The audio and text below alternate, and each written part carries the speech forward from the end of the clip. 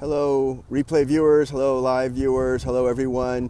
Hey, Monique, how are you? Yeah, I had a brief technical glitch, so I'm starting this again. I am here at the Lake Merritt estuary here at the bottom. Hey, Melissa, how are you? So I am here with a group of people. We are doing what's called a bioblitz, and I'm going to be talking about it. We're going to see some absolutely amazing stuff in the next couple of minutes. You know, I've done some scopes before from let me get the camera on for a second. Okay, so you all see me do some scopes before from the Lake Merritt Bird Sanctuary, and I'm here at the estuary at the southern part of the lake, which is actually not technically a lake, it's technically a tidal pool, and we're at the estuary where it flows into the ocean, and we are there's a whole group of people here that we are sort of taking pictures and chronicling the plants and animal life that are here around the lake as part of a nature and conservation project. Thank you for sharing. Thank you for the hearts. So this is what I'm going to be. This is give you a little quick preview. This is what where I'm going to be doing my show from, Wag of the Tail on Thursday, and talking more about what we're doing today. But well, I'm just here, and I'm going to flip the camera around so you can see what's going on instead of just looking at me who joined.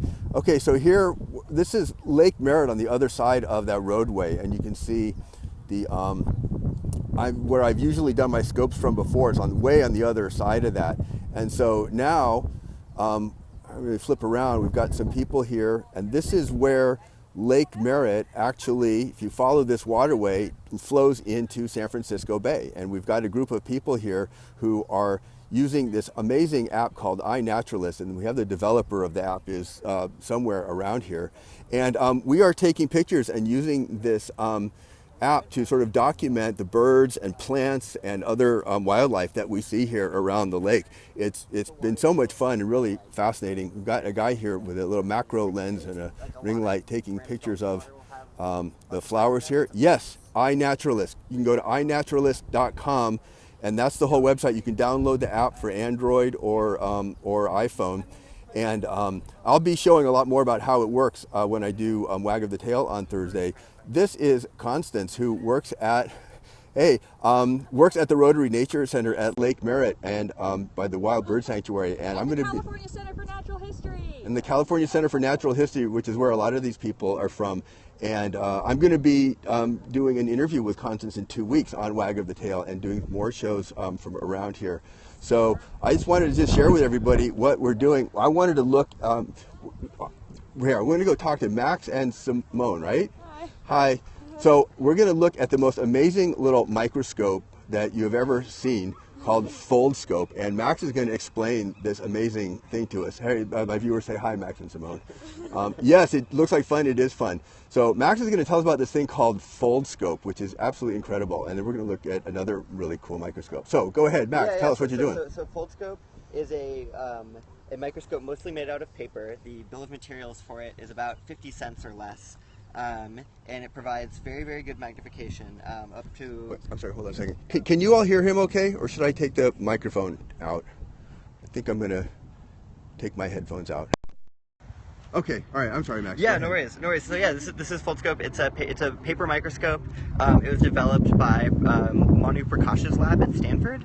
And the goal of Foldscope and a lot of the other projects in his lab is frugal science. So it's how do you make science instruments as cheap and widely available as possible.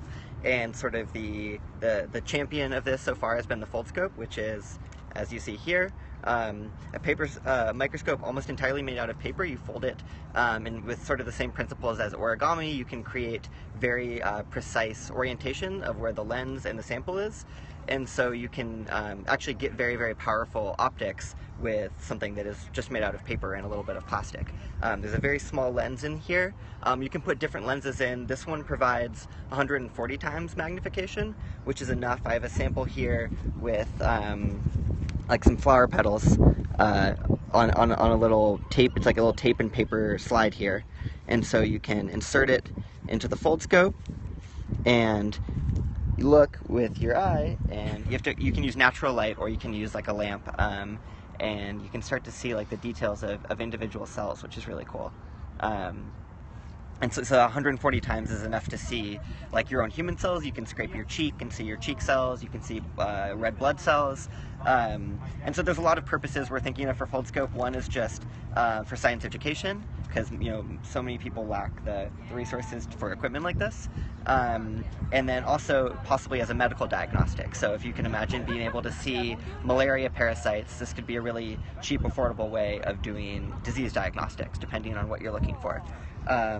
So yeah, that's Foldscope. Do your viewers have questions, or? I don't know. Yes, if you have any questions, or if Simone, if you want to say something too. And yes, to answer that earlier comment, it is Foldscope, Foldscope.com.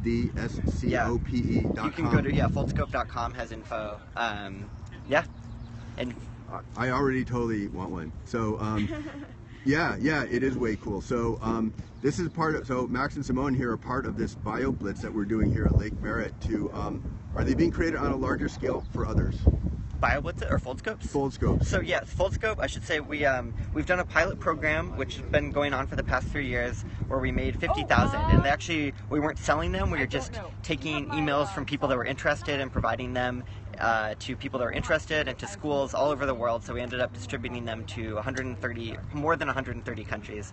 And so because the pilot program was so successful, we're ramping up production, and we're going to start selling them next year. The goal is to distribute 1 million of them by the end of 2017. And so not only will we be selling them, but we'll still be continuing to provide a bunch for educational organizations like all around the world. And so hopefully, the proceeds from selling them will be able to fund us to allow us to do this. So yeah, look out for, I think, early next year, we're hoping to be able to have them for sale. Okay, and for those of you watching me, I'll be certainly doing this. One of my viewers commented this would be, who works for a tortoise rescue, a reptile rescue, says this could be really interesting for rescue work as well. Yeah.